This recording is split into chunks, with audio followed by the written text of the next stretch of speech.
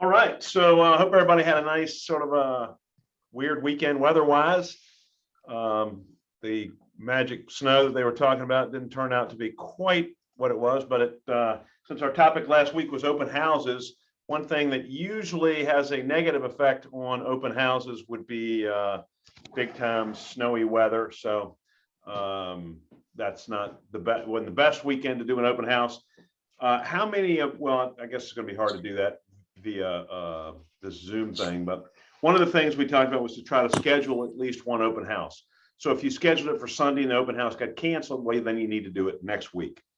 The good news is a little snow in the forecast for this coming weekend, but my take on that is just go ahead and schedule whatever you got to schedule. And if you got it, if the weather doesn't let it happen, then it doesn't let it happen. But you can't worry about that. You just got to rock and roll and get it going. Looks like right now with the long range forecast, it looks like Sunday would be a better day than Saturday. So do that. Just be careful with that. We talked about as a homework assignment, role playing the open house marketing script. So the whole idea of that is you got to know what to say when you're doing open house or when you're meeting people. You've got to know what to say and how to engage with these people so that you sound intelligent, so that you sound competent and confident.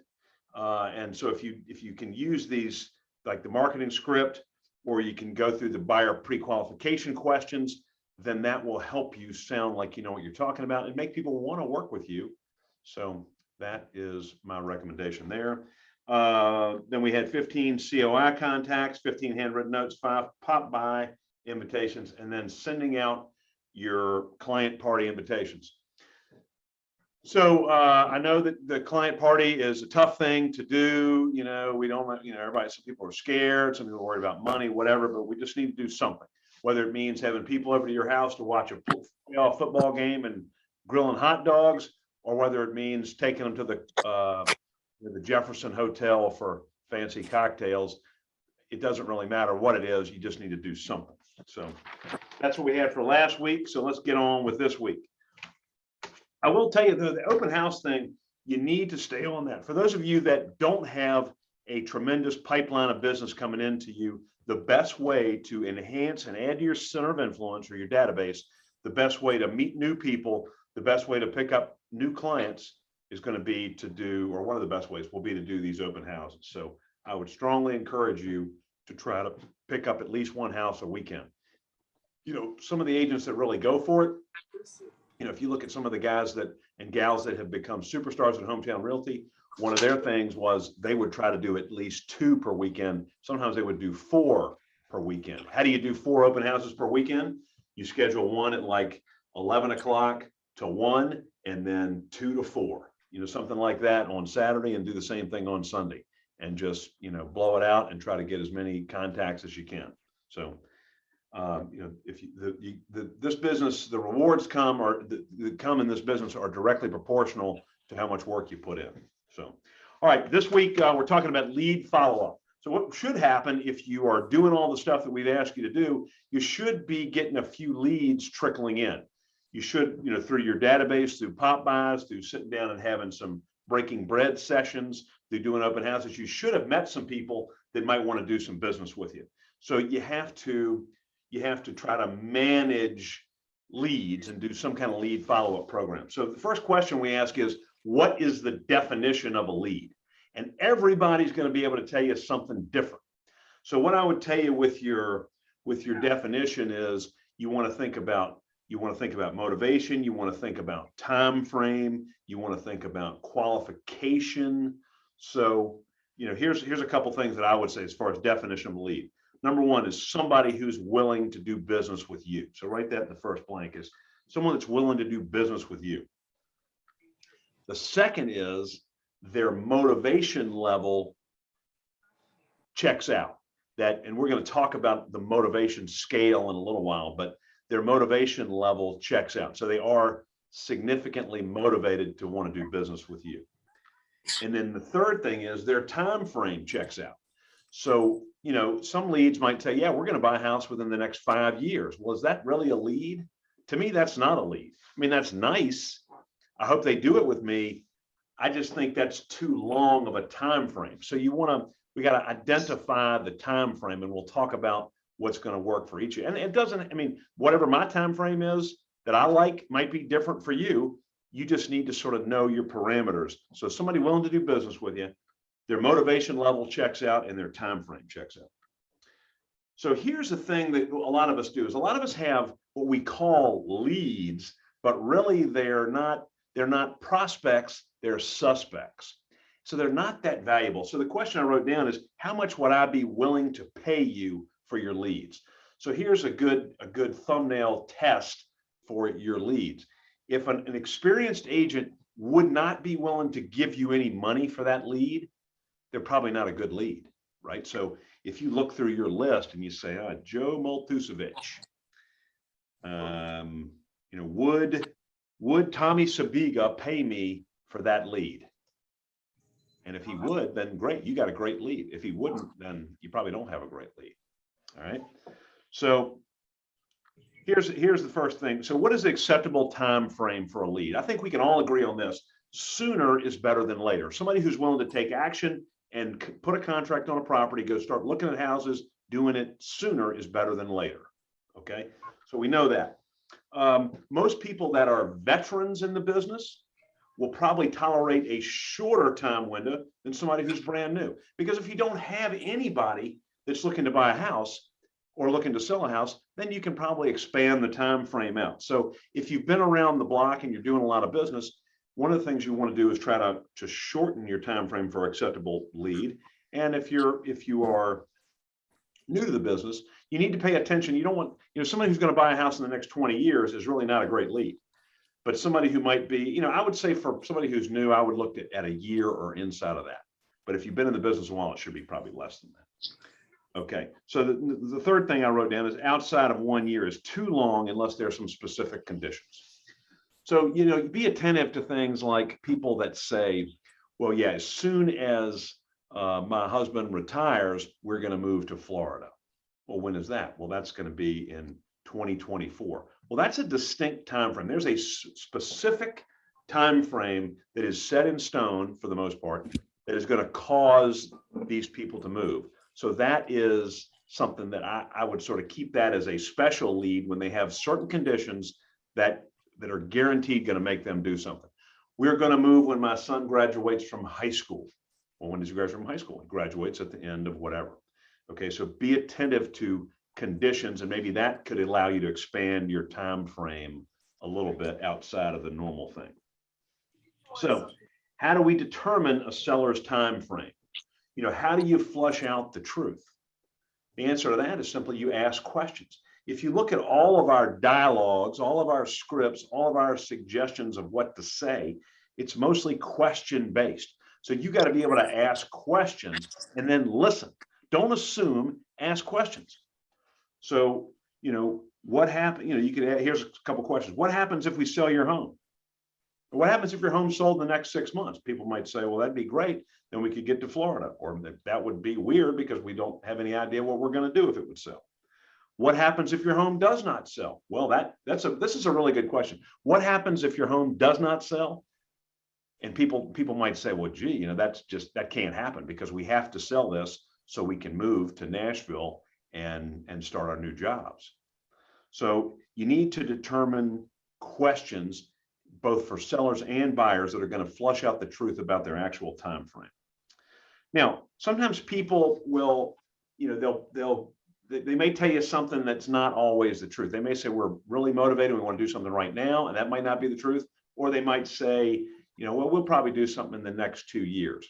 Usually the time frame is sooner than later. Not always, but sooner than later. Because as soon as people get the itch to do something, then a lot of times it moves up. Now, the exception to that might be if they've got a lot of stuff to do to get ready to sell a house in order to buy one.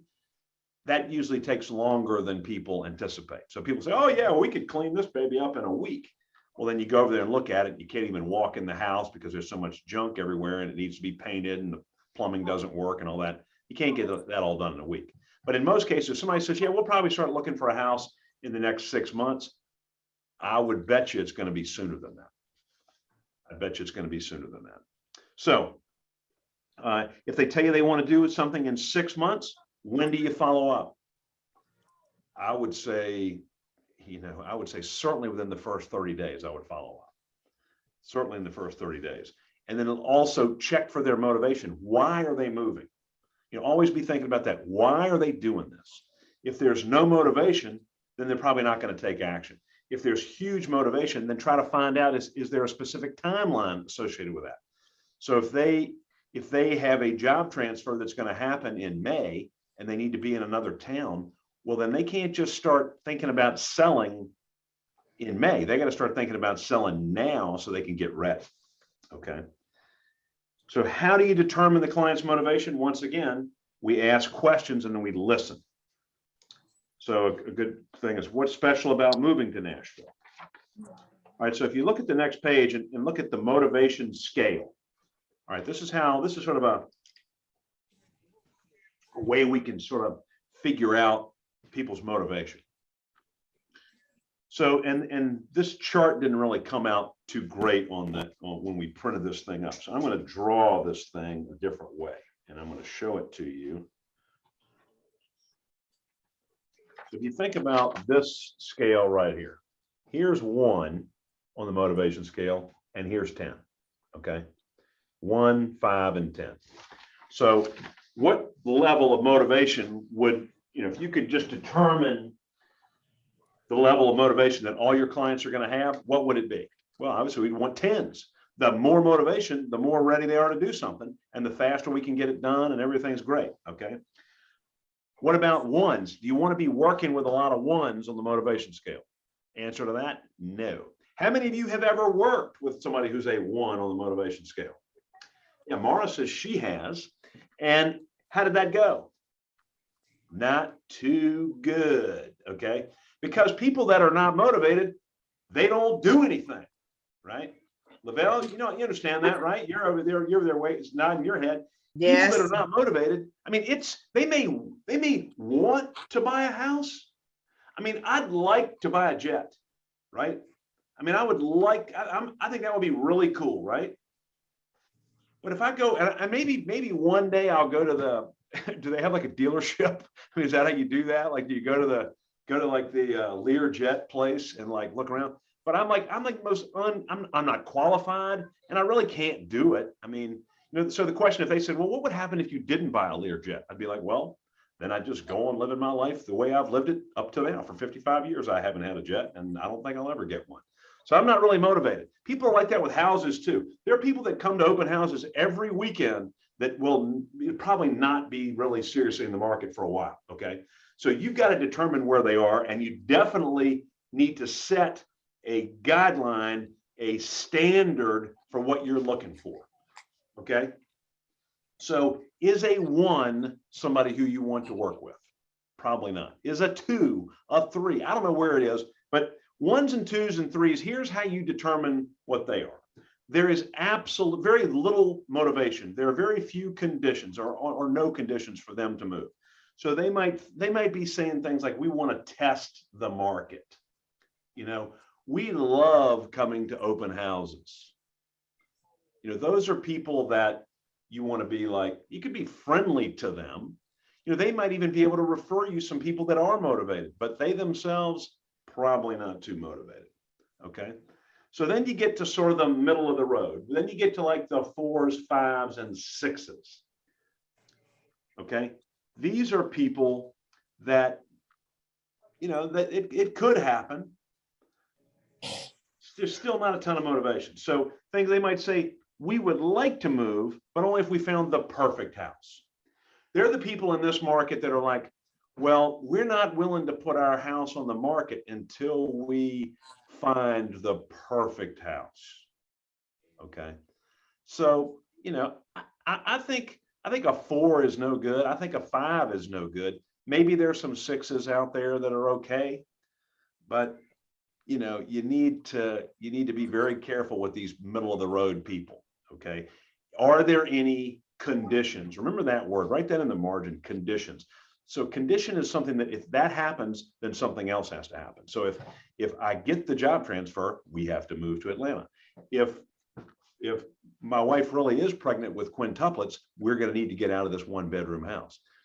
Things like that are conditions that make people move. All right, so then we get to the like maybe 7, 8, 9, 10s. That's where you want to focus your attention, right? 7, 8, 9, 10s. These are people that have some serious motivation. Okay. So they say things like, we have to move. The other ones, they like to tell you, oh, we don't have to move. Now you do have to pay attention, because some people have been taught by whoever to not tell you the truth. When, especially if they consider you like a salesperson, their whole thing is, I'm not telling you the truth. So like my wife's a good example. So she goes to the mall, right? She's walking through the mall, and I'm sure she like goes into the fancy shop, and they're like, can we help you? And she goes, no, I'm just looking, right? Is she really just looking? Absolutely not. If you looked at my credit card bill, you'd know that she's actually buying. Okay, she's a buyer. All right, so she's lying. She learned from her mother, and her mother taught her, and they know how to lie. Okay, but they're really buyers. So sometimes you'll be at the open house, and so do you really, do you need to buy a house? Oh no, we don't need to buy a house. Well, you look out there and they've got everything they own is in a U-Haul, and they've been living like gypsies for months. They need to buy. All right, so you keep asking questions to flush out the truth, and then you can help find motivation. So things like the 7, 8, 9s, 10s, things you want to hear. Oh, we've got a job transfer. We just had a baby. We got divorced. Uncle Joe died, and we inherited the house, and we need to sell it. Whatever, I need my job says I have to live in Henrico County. Okay, and now I live in Dinwiddie, something like that. You understand what that is? Nod your head if you sort of get that. So you'll know, I mean, those are things sort of think about when you're talking to somebody. Does that sound like 7, 8, 9, 10 motivation, or does that sound like something less than that? And then figure out where you're drawing the line. Again, we don't want to be jerks to people just because they're not motivated. We can still be nice, right? We can still be nice. They could still refer us people, and that's fine, but they're probably not going to do anything. All right. So where do you want to spend your time? 7 and above is going to be best. All right. I talked about how do we know that people are telling the truth? Some people guard their motivation, like my wife. She's just looking. Okay. So you ask a lot of questions. So here's one for you guys. What's better, having a ton of leads or having a few good leads? A few good ones. Now, I mean, if you had a ton of good ones, but most people don't have that problem. They have a lot of what they say are leads, but again, they're suspects rather than prospects. So if you've got good, quality, motivated leads, you don't need but 3 or 4, because these people are going to be doing something in the next week or 2 weeks or 1 month, and that's your pipeline right there. You just got to keep looking for good ones, and then every time you sell one, you try to replace it with another good one. So a few good leads is better than a lot of crappy ones. There's an old adage that says you can't see the forest through the trees. Anybody heard that? Can't see the forest through the trees. And that sort of happens if I've got just stacks and stacks. Like if this is my lead thing, I got stacks and stacks of leads, and they all suck. And if I'm like doing my lead follow-up, I'm calling like, hey, it's Dean Cheatham. You still thinking about buying a house? Who? Dean Cheatham, the house? House? We live in a teepee. We love it here. Oh, great. And you hang up. And then the next person's like, hey, it's Dean Cheatham. I never heard of you. Don't ever call me again. And you keep doing that, and they all suck, or they all give you some kind of excuse. Then eventually you're going to be like, I don't want to ever do this again, right? People move away from pain. So if doing your lead follow-up is painful because they're really not leads, then you don't want to do it anymore. But if you call everybody, Mara calls people, and they're like, hey, this is Mara. You still thinking about moving? Heck yeah, I've been waiting for your call. Can we get in the car and go buy one today? Then you're like fired up. I mean, that's the best thing in the world, and you want to do it. Okay, so that makes a lot of sense. So the bad leads hide the good ones. If you think that they are mediocre and they suck, you're not going to call them. And then you can't convert people. Like I think agents sometimes misunderstand this. You can't convert bad leads to good leads just by your magical power, right? I mean, if they don't want to buy a house, or if they don't want to sell their house, you're not going to talk them into it. And you shouldn't want to talk them into it. I mean, we don't need to do that. We're not trying to swindle anybody, do anything. If they need help, we want to help them. But if they don't need help, then we need to go find somebody who does. So you're not going to do it. So I wrote this down too. It's not like a fine bottle of wine either. So a crappy lead doesn't get better with time like a bottle of wine, right? They sort of rot, So it's the other day I'm a big Diet Coke drinker, and I went into the refrigerator and I got one. And anybody here like drink sodas or whatever? You ever had a bad one, like it's been in the refrigerator for a couple of years? Taste, ooh, bad. So it didn't get better with time. It got worse, just like your leads. All right. Let's see what the next point is. If most of the leads are mediocre, then the urgency for doing regular lead follow-up just isn't there. So if your leads just suck, you're just not going to do it. We said that before. And then one of the biggest wastes of time that I see, pay attention to this. One of the biggest wastes of times that I see from agents in Hometown Realty and across the whole United States is tracking down leads that are never going to do anything. Spending time on leads that are never going to do anything. And it's almost like, I'll use an example that anybody who's around my age group, maybe some of you younger people would know this. So there's a Charlie Brown. Everybody know who Charlie Brown is? Charlie Brown's buddy, his name is Linus. And Linus has a thing that he carries around. What is that? What does he carry around? A blanket. Lavelle, I saw you knew that. So yes, Linus carries around a blanket, right? And he always has the blanket. Like he can't function without the blanket. And maybe I'm wrong, but I don't remember the blanket in the cartoon thing ever really doing much for him, right? So that's sort of like you and your leads, right? People are like, oh, these are my leads. And I have them right here under my arm, and I will coddle them and I will hold them, and they are so good. Well, if they are good, great. But if they suck, then get rid of them, right? If they suck, then get rid of them. Which brings me to the next point. Okay, so how do you organize and track your leads? Okay, whatever method works for you is the best one for you. But I'm going to tell you there's some good things and bad things in lead follow-up, and as far as organizing your leads. There's a couple real bad ways. Let me start with the first one. This one is sort of a method that I subconsciously try to use, and that is the write the information anywhere you can and hope that you don't lose it method. Does that sound like a good method? No. So let me see if I have an example of that. So like here is probably shouldn't show you this, because I mean this is really going to break a lot of people's hearts, because I know that you guys, much like my wife, think that I'm perfect. Okay, but here is like some of the stuff, some of my method. Can you see like all this crap here? And it's on the back too.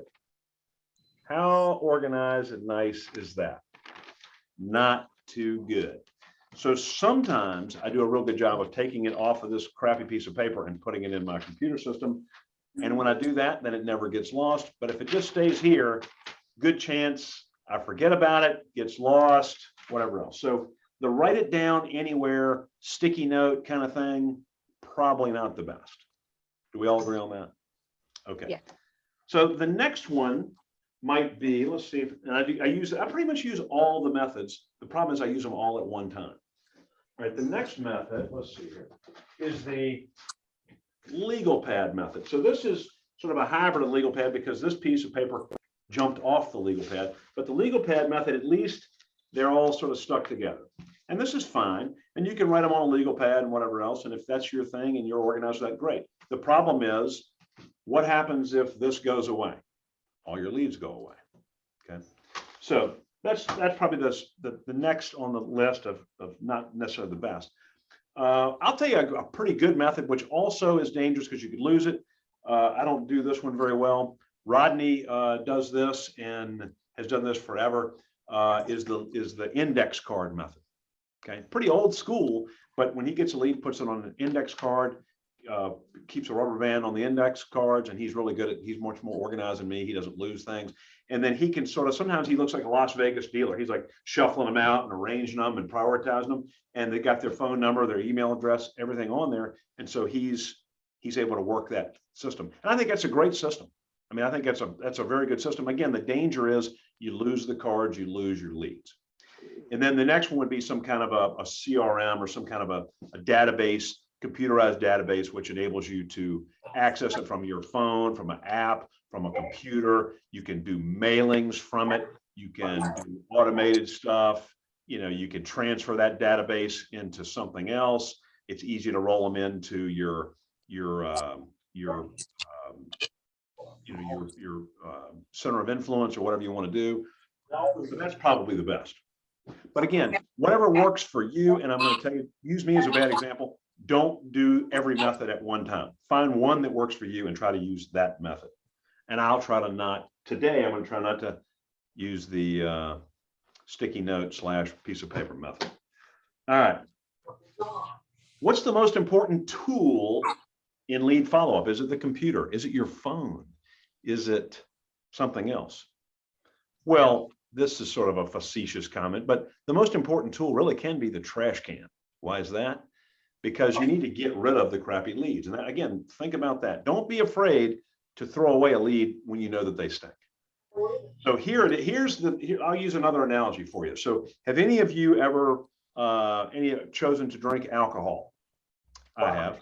Okay, and there's a thing that we used to talk about back in the day at Hampton Sydney when I was there. I'm sure they still talk about that today. And it works for men and women. It is called the beer goggles. Have any of you ever known about the beer goggles?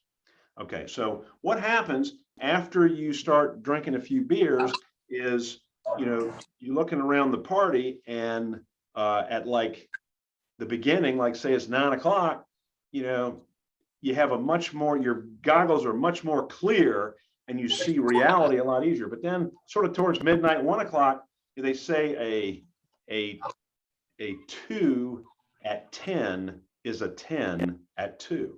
So you get a little bit clouded and you sort of maybe think that things look better than they actually are. And then you usually can regret that later on. So lead follow-up or leads can be the same way for the new agent, because you have your lead beer goggles on, and anybody that can like fog a mirror, you're like, oh my God, that's great. Come to me. I'm the world's greatest agent. I will work with you. I will help you. And then you just spend all this time and it sucks. It's terrible. You do things, you like get in your car and you take them all over the place. I had these people one time, they called me, I had to pick them up, and we went and looked at a bunch of houses. And then they're like, oh yeah, could we stop at the liquor store on the way home? I'm like, so basically this is before Uber. I should have come with the idea like, okay, I'm basically just a paid taxi driver to take these people to the liquor store. Okay, but I had at that time I had the liquor goggles on, I guess. But I couldn't see because I was so sidetracked on wanting to be great and have a lot of clients. So you just got to be careful with your leads. Here's another one. What's the ultimate goal in lead follow-up? The ultimate goal in lead follow-up is to be there for them, is to be following up with them the exact time they're ready to pull the trigger. I want to call them. I want to be in front of them when they're like, boom, let's do it. And we're going to do it with you. All right. Is it better to overcall or over contact or under contact? What's better to over contact? Here's something. I've never, and we don't get a ton of complaints, thank God, because you guys are great. We don't get a lot of complaints in our management and ownership. We don't get that many complaints. We have a few. But I can tell you this, I've never had a complaint. And they said, you know what? Gosh, your agent, Samantha is just, she is just following up so much. It's driving me nuts.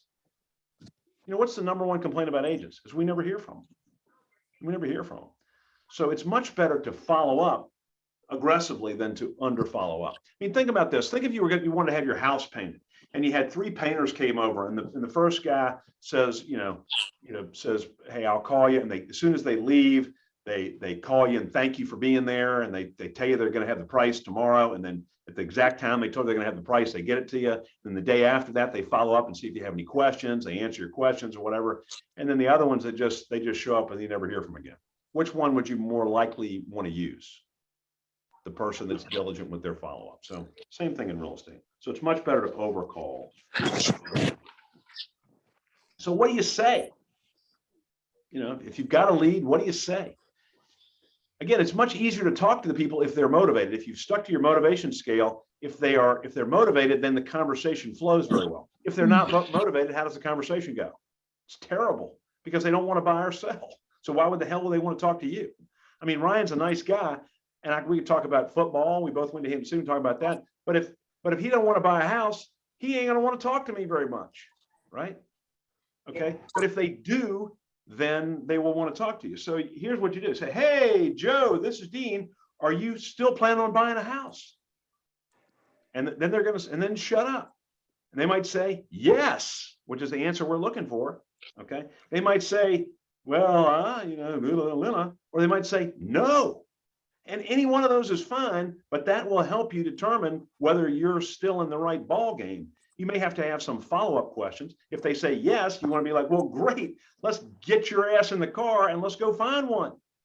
All right. So set an appointment. If they say maybe, or here's what's happening, all this, then you need to clarify what's going on and see if you still want to work with them. And if they say absolutely not, then guess what? Move on. Okay, move on. Yeah. Yeah. So if they ask, if they're unclear, you just got to clarify this thing. So you just got to keep asking questions and figure out what the hell's going on. And again, another one we said it before is, well, what happens if we don't get together and you don't buy a home in the next 6 months? What happens? Are there any negative consequences? Well, no, I can just sit here on my parents' couch and keep smoking weed and watching TV.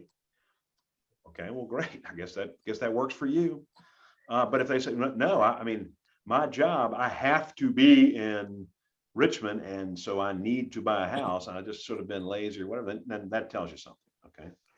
So here's some final points.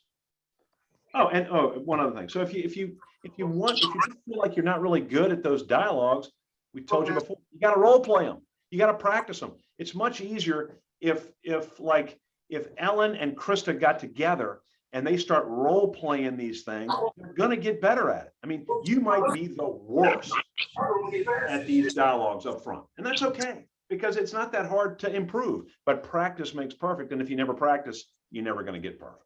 Okay. So final points.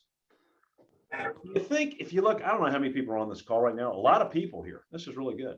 So do you think if we all got our leads, like if we all took our pieces of paper and we threw them in a thing, do you think that we all might have some of the same leads? Do you think that Beth's leads, maybe like Stephanie and Beth might have a friend in common, they have the same leads or whatever else? Or certainly if we took the whole Richmond Association of Realtors, do you think some of your leads are on somebody else's sheet? Yes or no? Yes. Yes. Okay. So since we all have the same leads, get off your duff and start doing something about it now. Start following up and calling these people right away. Calling is the best way to follow up. Okay. Voice to voice. Texting is good. Email is good.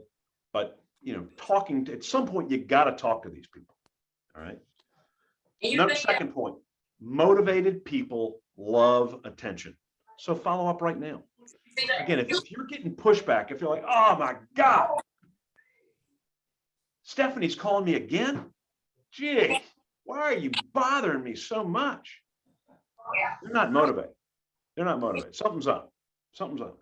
But, if you're motivated, like if you had some kind of terminal disease or some kind of serious disease, do you think you'd want to hear from the doctor? I mean, if follow up, like if you're getting your house painted, do you think you'd want to hear from the painter? Like I'm trying to close on a property, it's got some title issues. I mean, it's like crickets. I'm dying to get this thing. I'm dying to hear from somebody. Give me some information, even if it's, I don't know anything, but I'm still on it. I'm still alive and I'm still on it. In today's market, some of your buyers may be frustrated because there's not a lot of inventory. Maybe all of your buyers are frustrated because of that. But at least you can call them and let them know you're still on it. You know what? I checked the thing today, and I hate to tell you this, there isn't anything that works for you out there today. But I'm still on it. I'm still here, and we're going to find it. Okay. And I'll be back in touch with it. That's what they want to hear. Okay. So you got to be following up with people. All right. Motivated people love attention. So call them. All right. Just because someone's nice to you, this is the beer goggles thing. Just because someone is nice to you and they can blow fog on a mirror doesn't mean they're a lead. Okay? Don't get overexcited about that. Create standards for your leads, both with time frame, financial motivation. We didn't really talk too much about that, but I sort of assume that. I mean, they need to be they need to be financially able to do what they're looking to do, or if they're not, they need to be on their way to getting there. They need to be working on getting there. Don't forget to use the email notification. So don't forget, like the matrix system with the portal, you can set somebody up and automatically email them stuff, and that's great. But don't rely on solely that to do your lead follow-up. You hear this all the time. Are you working with an agent? Well, a couple agents are sending me stuff, but I never hear from them. Anybody ever heard that? Yeah, don't be that agent, because that's not the kind of agent people want to work with. If all you're doing is just send them stuff. So if you're sending them stuff, you need to look at it too, and then follow up with a phone call, follow up with a text, let them know that you're on it and you're looking for it. And if something matches their criteria, call and try to set an appointment. Gather all the pertinent information on your leads and write that down and keep that organized. And then have some kind of a system, whatever strikes your fancy about what we've talked about today, put that together and have some kind of a system that you follow, based on what we've talked about or some other ideas that you might have. All right. So let's see if there's another point that I wanted to share with you on this thing. I think that's probably enough for today. So here are the action items for the day. Number one, call all your leads and set an appointment. All right, go through your leads, realize, if they're on your lead thing, then you need to call them. And the whole thing, basically, again, that script is, hey, are you still looking to sell your house? Are you still looking to buy a house? Are you still looking to buy a property? Whatever it might be. Okay. And then based on that, try to determine where they are on the motivation scale. And then see if you still want to work with them. If you do, try to set an appointment. Here's the point that I wanted to make. Sometimes it can make it easier for you to understand this. Rather than we call it lead follow-up, which sort of reminds me of like a dog chasing his tail or some kind of a child's game where you're playing tag or something. I mean, rather than calling it lead follow-up, maybe we call it appointment setting. All right. Mike told me back when I was first in the business and my buddy Mike was trying to get me and help me get moving. He's like, what you need to do is try to set one appointment per day. And I'm like, well, why would what's so special about the appointment? He's like, people that aren't motivated usually don't set appointments. If you get in front of them, things happen. Right? I mean, here we are on Zoom and that's wonderful or whatever else, but face to face, like a real appointment is where business gets done. Okay. So try to do that. So rather than call it lead follow-up, you could call it appointment setting. All right. So we're calling our leads, trying to set an appointment. We need to next week, hopefully Monday, we'll be able to be back in person. And for those of you that need to join us via Zoom, it'll be available to you. But we're going to try to go through everybody and find out about your client event. Then we need to do 15 COI contacts. We need to do 15 handwritten notes. We need to do 5 pop buys.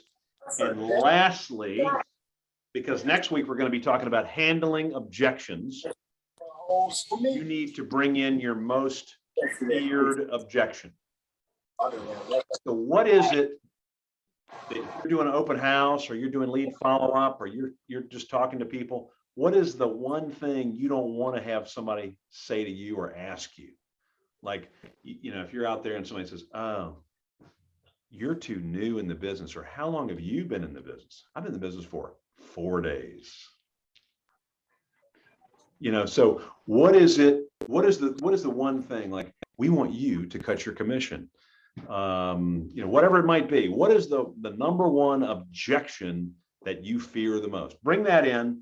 And then next week, we're going to try to help overcome give you some ideas on how to overcome those objections and more. Because I will tell you this, one of the things that helps you develop your confidence level more than anything else in real estate is to become a quality objection handler. Like becoming a Jedi Knight of handling objections will help your confidence tremendously.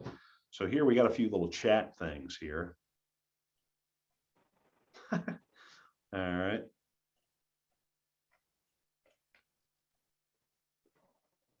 So one that just Davina says, about commission. That's something that, especially when the market is good, people want to put a little bit of pressure on the commission. However, the more confident you are and the more people think that you're going to do a great job for them, the less likely they are. They still may ask, and we'll talk about that. So I don't want to steal the thunder for next meeting. So anyway, that's the program. Does anybody have any questions? Excuse me. You can unmute yourself, or you can put it in the chat box. If you have any questions, let me know. Not a question, but an endorsement. The objection handling class is like one of the best classes that I've taken at Hometown last year. So if you can get to that, definitely do so. Yeah, and it's a lot, you know, we have it recorded. If you want to watch it on Hometown University on the YouTube channel, you can, to sort of get a head start on it. But everyone is different, because sometimes people come up with a few little different objections, and we put a little different spin on it. So I will tell you, though, it is the more able you are to handle objections, the more likely you are going to have great confidence. And here's the thing too, and I'll say it again next week. The more confident you are about handling objections, the fewer objections come up. It's some kind of miracle of the world, but that's just the way it is. So thank you, Mara, for that endorsement. And I think that's it. I don't see anything on the chat. So without further ado, that will end it. Thanks for being here, and we will see you next week, hopefully at the Chesterfield office, for those of you that want to do it live, and otherwise we'll see you on the Zoomer. Have a great day.